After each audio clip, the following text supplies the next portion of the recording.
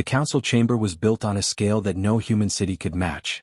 Its ceiling rose like an artificial sky, glowing with slow-moving lights that copied distant stars. The floor was a wide circle of black stone, polished smooth by centuries of alien footsteps. Around the circle stood representatives of many worlds. Some were tall and thin, wrapped in metal frames that hummed softly. Others were wide and heavy, their bodies glowing with inner heat like slow fire. Voices from different species blended into a low, restless sound. High above them all sat the Baron, resting on an elevated seat carved from pale crystal. He was old, older than most living things in the chamber, and his many eyes watched everything without blinking.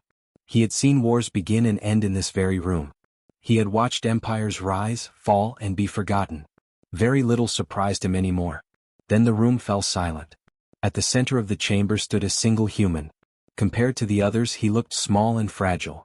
He wore a simple gray uniform with no symbols of rank. His hands were bare and his boots were scuffed from use.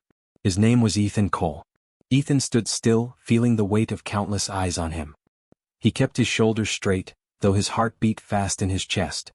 He reminded himself to breathe slowly. Panic would not help him now. It never had before. Only hours earlier, this chamber had been filled with chaos.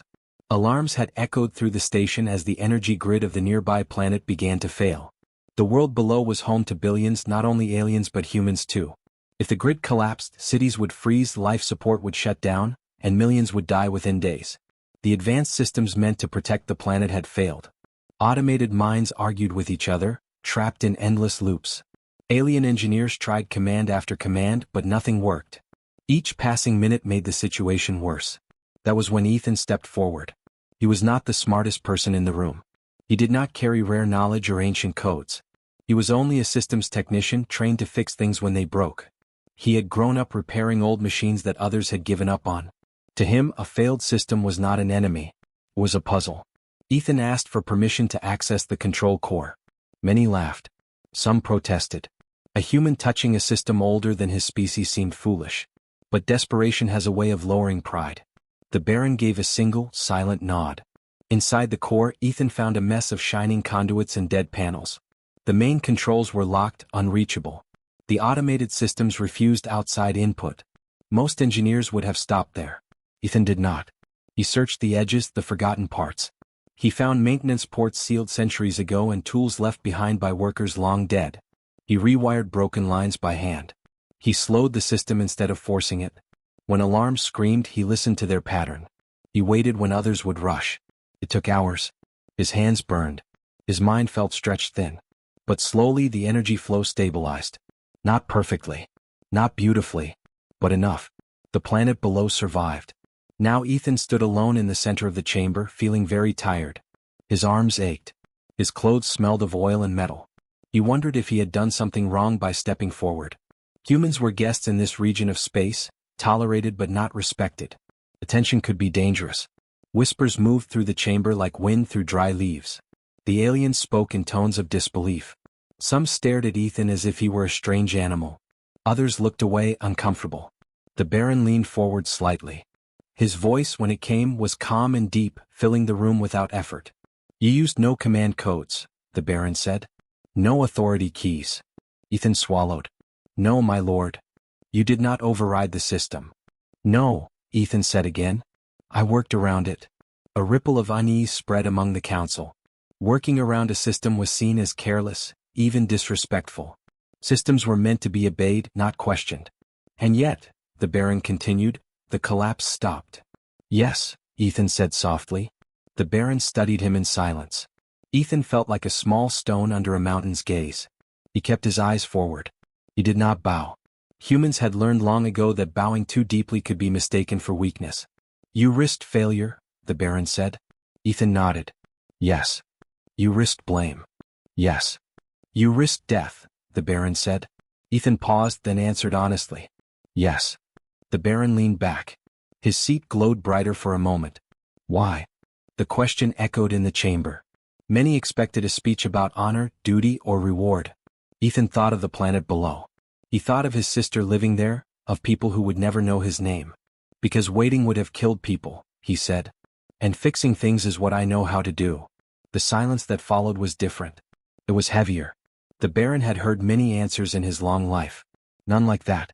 Around the chamber, some aliens felt something unfamiliar. Doubt. Curiosity. A few felt something close to respect. Ethan shifted his weight slightly. He wondered what would happen next. Praise was rare. Punishment was not. He prepared himself for either. The Baron raised one hand and the chamber lights dimmed. Humans, he said slowly, tasting the word, were not expected to solve problems like this. Ethan did not reply. He knew better than to interrupt. And yet, the Baron continued, you did. The Baron's many eyes narrowed, not in anger but in thought. For the first time in a very long while, the future did not look predictable. Ethan Cole remained standing at the center of the chamber, unaware that this moment would be remembered long after his name faded, and that the quiet choice he had made would soon echo far beyond this room, into the history of the stars. The silence in the council chamber did not end after the Baron's words. It grew deeper, heavier, as if the room itself was waiting.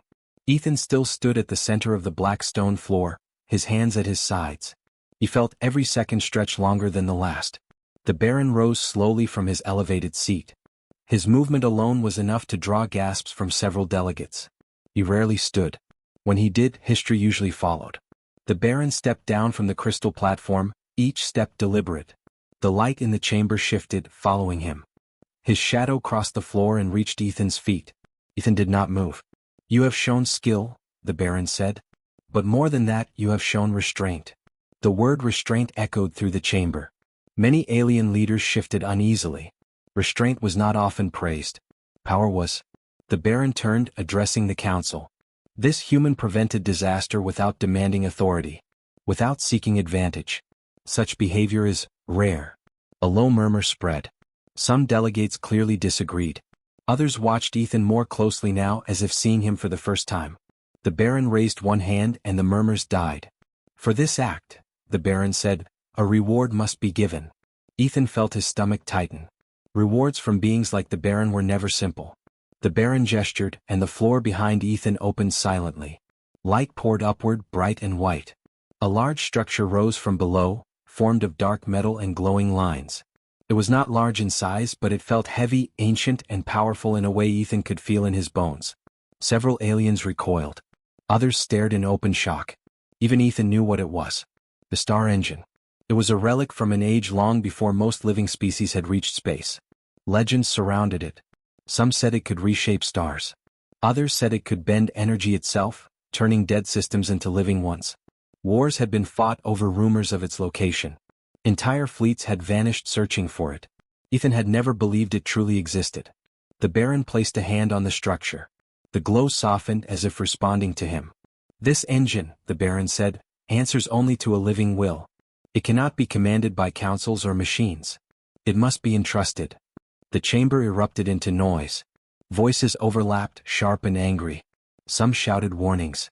Others demanded protest. A few spoke of ancient laws. The Baron did not raise his voice.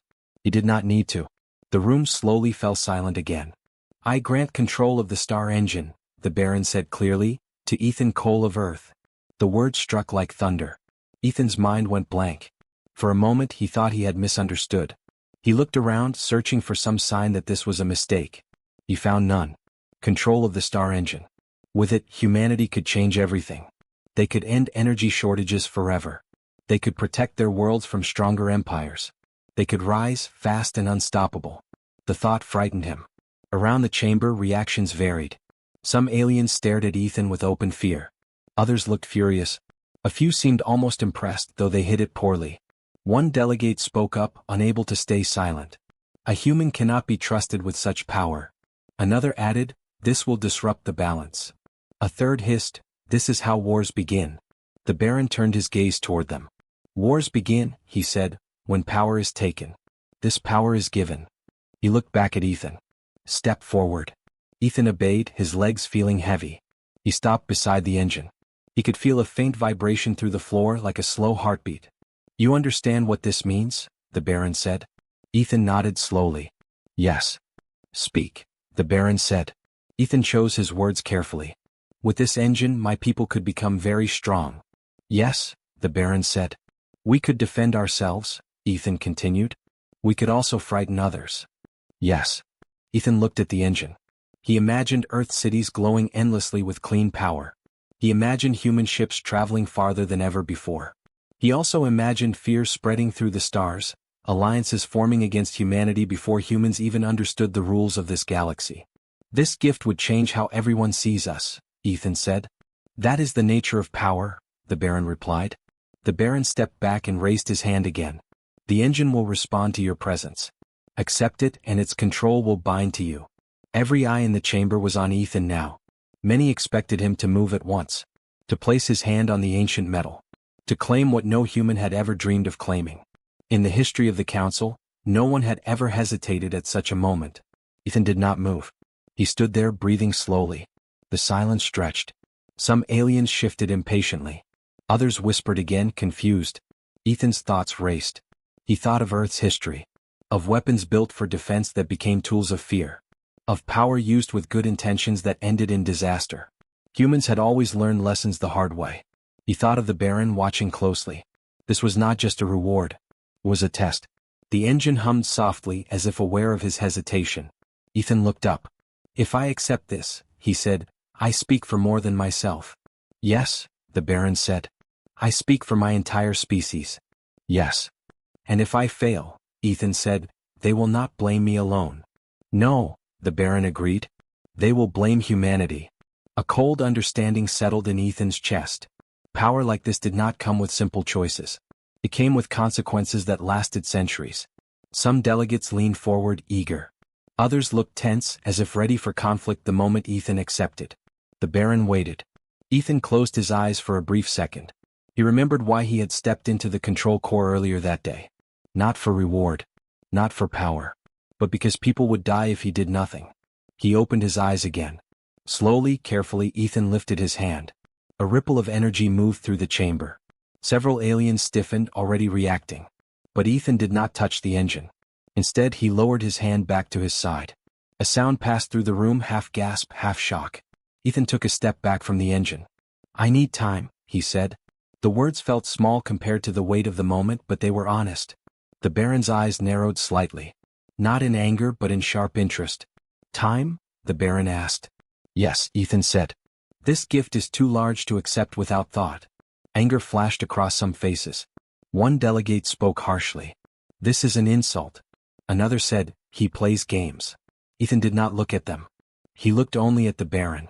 "Power like this has started wars before," he said quietly. "I will not pretend it won't again." The chamber fell silent once more. The Baron studied Ethan for a long moment. Then, something unexpected happened. The Baron smiled. It was not a human smile. It was slow and subtle, but it was unmistakable. "Very well," the Baron said. "You will have time." He turned to the council. "Let it be known, the engine remains dormant. No one touches it." The delegates protested, but the Baron raised a hand, ending the matter. The Baron looked back at Ethan. "You surprise me, human." Ethan exhaled, not realizing he had been holding his breath. As the engine lowered back into the floor and the chamber lights returned to normal, one truth spread among every being present. The human had been given the greatest power in the galaxy. And he had not taken it. Time passed differently after the council session ended. Ethan was given a quiet chamber within the station, far from the noise of the delegates. The walls were smooth and pale, without screens or symbols. It was a place meant for thinking, not comfort. Ethan sat alone on a simple bench. His hands rested on his knees. They still shook slightly, though he tried to steady them. The image of the star engine stayed in his mind. Its glow. Its hum. The way the room had seemed to lean toward it, hungry. He had not touched it. That single choice echoed louder than any speech he could have made. Outside the chamber, the station buzzed with talk. News spread quickly. A human had been offered control of the most powerful object known to the galaxy. A human had not accepted it. No one could agree on what that meant. Some said it was a trick. Others said it was weakness. A few said it was the most dangerous move of all. Ethan did not hear the rumors. He was thinking about home. He thought of Earth, of cities crowded with people who never looked up at the stars. He thought of his parents who had worked long hours and taught him to fix things instead of throwing them away. He thought of his sister, who believed the best of people even when she had been proven wrong before. If he accepted the engine, he would never be just Ethan again. He would become a symbol, a weapon, a threat. Humanity would rise fast, but not quietly. Others would prepare to stop them. Fear always moved faster than trust. A soft sound broke his thoughts. The door slid open. The Baron entered alone. Ethan stood at once, unsure of the proper response. The Baron raised a hand slightly and Ethan stopped. "Sit," the Baron said. Ethan obeyed. The Baron remained standing. In the quiet room he seemed even larger than before. His presence filled the space without effort. "You asked for time," the Baron said. "You have had it." Ethan nodded. "Yes."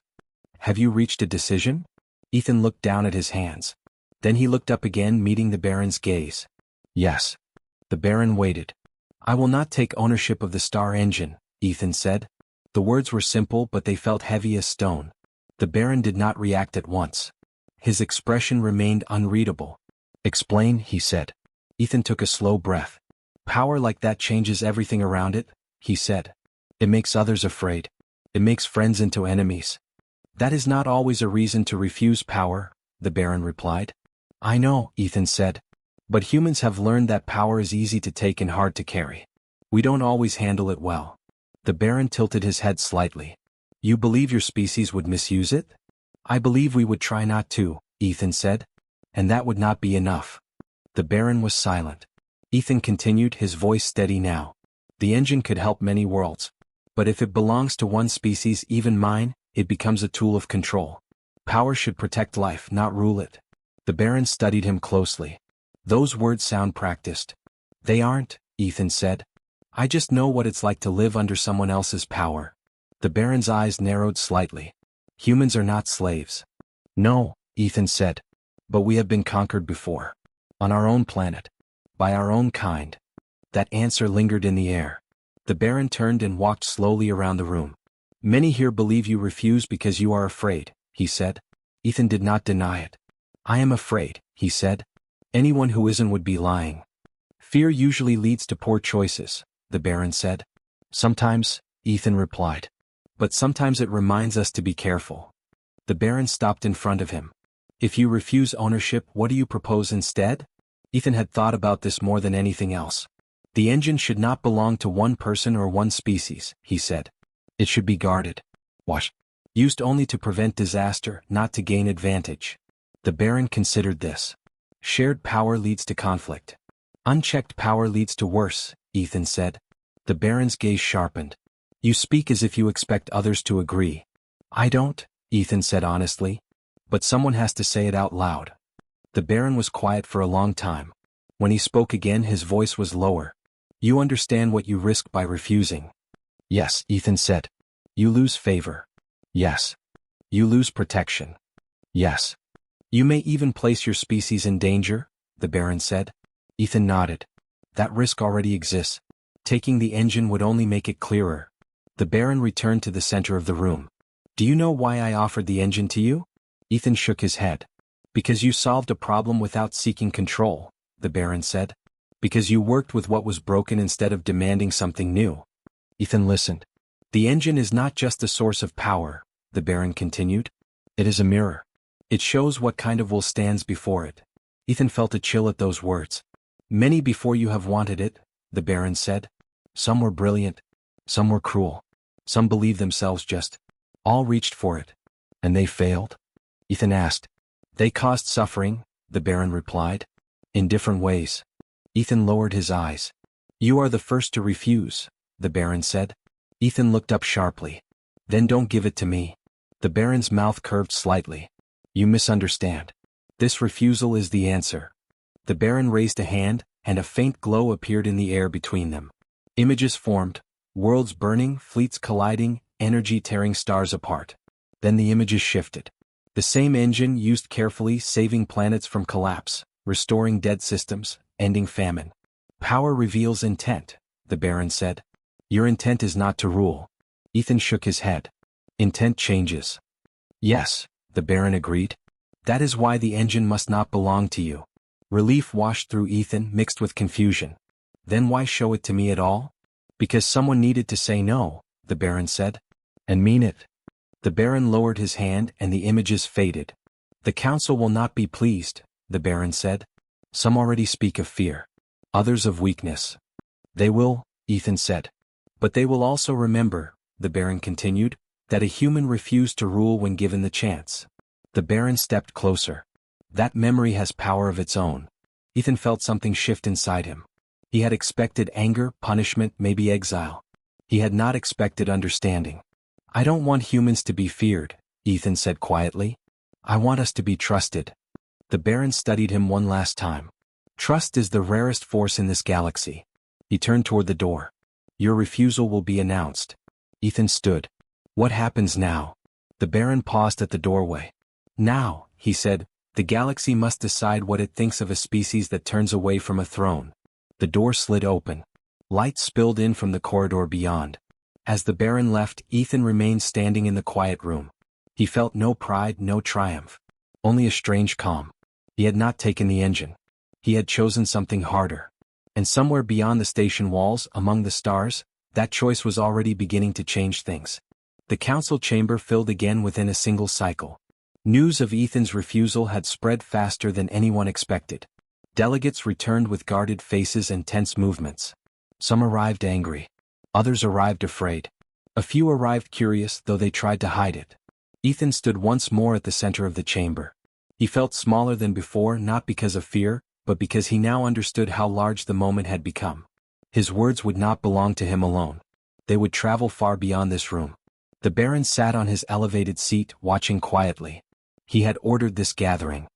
He had also ordered that the star engine remain hidden beneath the floor, dormant and silent.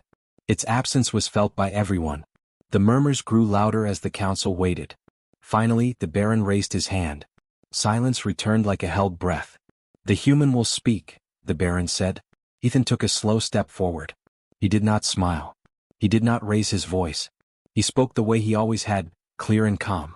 I have refused ownership of the star engine, Ethan said. But I did not refuse its purpose. Several delegates shifted. Some leaned forward. The engine exists to prevent collapse, Ethan continued. To restore systems. To protect life. A sharp voice cut in. It exists to control energy. Ethan nodded. Yes. And energy controls life. That answer unsettled the room. Ethan went on. If one world controls the engine, others will fear it. They will plan against it. They will strike first if they believe they must. A tall delegate spoke with open anger. That is the way of survival.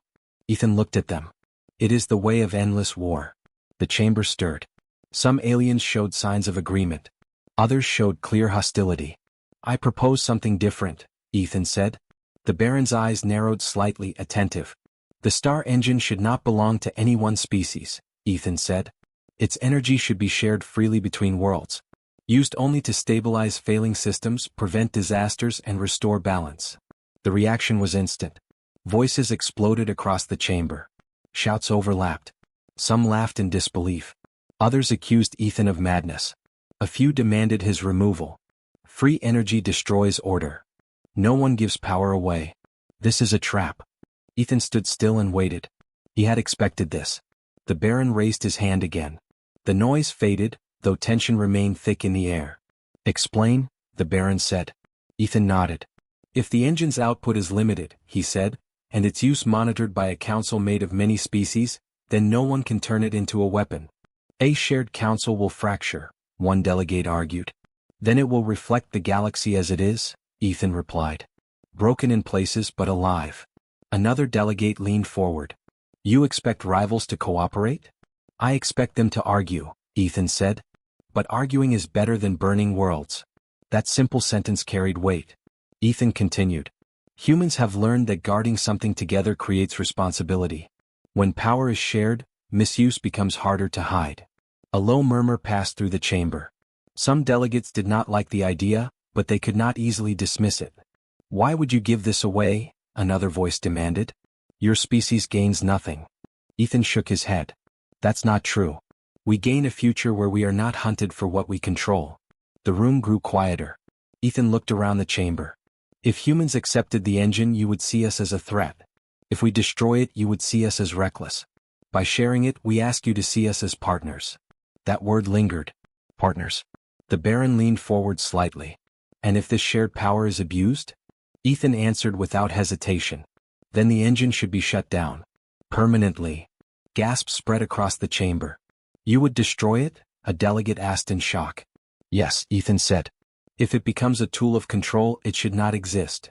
The Baron studied him closely now. You speak as if you are willing to lose everything. Ethan met his gaze. Some things are worth losing. The silence that followed was different from before. It was not disbelief alone. It was thought. The Baron rose slowly from his seat.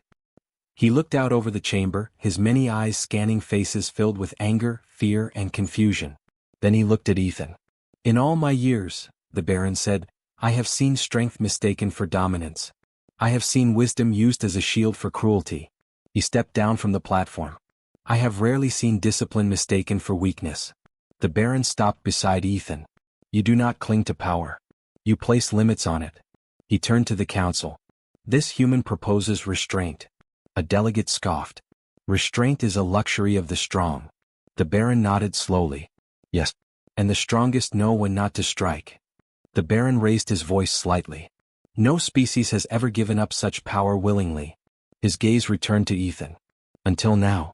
The Baron walked back to his seat, his movement unhurried. The proposal will be considered. The chamber erupted again, but this time the sound was different. It was not only anger. It was debate. Arguments filled the air. Some delegates warned of chaos. Others spoke of hope. Some admitted, quietly, that endless competition had brought them nothing but scars. Ethan listened, saying nothing more. He had said what he needed to say. The Baron watched it all with great interest. For the first time he did not see humans as fragile or naive. He saw them as disciplined. As the session stretched on, alliances shifted. Old rivals found themselves agreeing on small points. Ancient enemies argued less about dominance and more about rules. By the time the council recessed, nothing had been decided. But everything had changed. Ethan left the chamber under quiet guard, his steps steady. He did not know what the final decision would be. He only knew that the galaxy would never forget this moment. And neither would the Baron, who sat alone after the chamber emptied, thinking not of power gained or lost, but of a species that had looked at a throne and chosen responsibility instead. The final gathering of the council was quieter than any before it. No alarms sounded. No voices argued. The chamber felt heavy with expectation. Every delegate was present, seated in their places, watching the center of the floor. Ethan stood there once again. He felt tired but not weak. The weight he carried now was different. It was not fear of punishment or hope of reward. It was the simple knowledge that this moment would decide how humanity was seen for generations. The star engine did not rise from beneath the floor this time. It remained hidden, silent, and untouched. The Baron entered last. He moved more slowly than before, not from age but from care. When he took his seat, the lights in the chamber dimmed slightly as they always did. The council waited. The Baron did not speak right away. He looked at the gathered beings one by one. Some avoided his gaze. Others met it without shame. At last he spoke. The gift has been withdrawn, the Baron said. A ripple passed through the chamber. Some delegates stiffened. Others relaxed. The star engine will not be claimed, the Baron continued. It will remain sealed. There were no protests this time. The council had argued enough to understand that this path was closed. The Baron turned his gaze to Ethan. Human, he said, step forward. Ethan did. You were offered power beyond measure, the Baron said. You refused it. Yes, Ethan said. You proposed sharing what could not be owned. Yes. You accepted the risk of weakness in the eyes of others. Ethan hesitated, then nodded. Yes. The Baron leaned forward. And yet, weakness was not what we saw. A quiet tension filled the room. The Baron rose from his seat. In refusing to rule, he said, you showed control. In offering power to all, you showed discipline. In accepting limits, you showed strength. He turned to the council. This galaxy has long mistaken domination for leadership. Some delegates shifted, but none spoke. The human did not ask to be above us, the Baron continued. He asked to stand beside us. The Baron raised one hand. Light shimmered in the air. Symbols appeared, ancient and formal. Several delegates inhaled sharply. By authority of this council, the Baron said, humanity is granted equal standing among the stars. The words spread through the chamber like a slow wave. Equal standing. Not protected. Not tolerated. Not managed. Equal. Ethan felt his breath catch. He had not expected this. He had hoped for understanding, maybe trust. This was more than that. A delegate spoke, voice low. Equal voice. Yes, the Baron said. Equal rights. Yes. Equal responsibility? Another asked. The Baron nodded. Yes. Silence followed, then something rare. Agreement. Not full unity, not celebration, but acceptance. The Baron turned back to Ethan. This is the greater reward. Ethan swallowed. For refusing the engine? For understanding it, the Baron replied. The Baron stepped down from the platform and stood before Ethan. You showed us that restraint can reshape the future faster than force. Ethan bowed his head slightly, not in submission but in respect. Thank you. The Baron studied him closely. Your people will be watched. Ethan met his gaze. That's fair. They will be tested, the Baron added. We expect that, Ethan said. The Baron's expression softened just a little. You may return home. The council chamber slowly emptied. Delegates left in quiet groups, speaking in low voices. Some glanced at Ethan as they passed. Their looks held less suspicion now and more thought. When the chamber was empty, Ethan stood alone for a moment. He felt the echo of everything that had happened there. Then he turned and left. The journey back to Earth took weeks. During the voyage, messages spread across human space. News traveled faster than the ship itself. Worlds listened. Governments argued. People questioned and wondered. Some had hoped for power. Others had feared it. Most felt something unfamiliar. Pride. When Ethan finally arrived, he was not met with cheers or banners. He was met with quiet crowds standing in spaceports and streets watching him pass. He did not give speeches. He did not claim titles. He returned to his life slowly. He visited his sister first. She hugged him hard and asked if he was safe. He told her yes. That was enough. Over time, things began to change. Human delegates took seats in councils where they had once stood at the edges. Human voices were heard in decisions that shaped star systems. Not always agreed with but listened to. Humans did not rule. They participated. Other species watched closely. Some waited for mistakes. Some waited for failure. But humanity did not rush. They remembered Ethan's choice. Years passed. The star engine remained sealed, its location known only to a few. It became less a prize and more a warning. A reminder of what power could do if held too tightly. The Baron continued to rule his domain, but he often thought of the human. In quiet moments he reflected on how the galaxy had shifted, not through conquest but through refusal. One day, long after Ethan had returned to a simple life, a young alien asked the Baron why humans were trusted. The Baron answered without hesitation. Because when given the chance to rule, he said, they chose to change what ruling meant. And far away, on a small blue world, Ethan Cole stood under an open sky, watching stars that no longer felt so distant. Humanity had not conquered the galaxy. They had changed it.